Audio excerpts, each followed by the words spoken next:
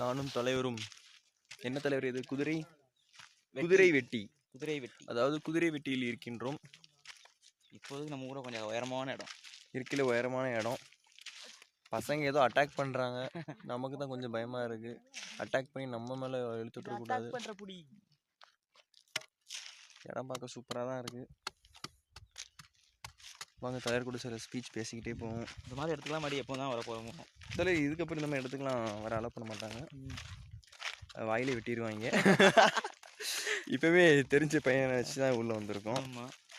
So மாஞ்சோலைக்கு first allow பண்ண மாட்டாங்கலாம் சொல்லிட்டு இருந்தாங்க. கண்டக்டர் பேசலாம் பார்த்தோன்னா கொஞ்சம் அள்ளு விட்டுருச்சு. டிக்கெட்டே வாங்குறதே பெரிய. ஆமாம், அவரே டிக்கெட்டு யோசிச்சு தான் வச்சுருந்தாரு. அதுக்கு கடைசி தான் கொடுத்தாரு. ஃப்ரெண்டு ஒரு தெரிஞ்சவங்க ஒருத்தங்க இருந்தாங்க போல்.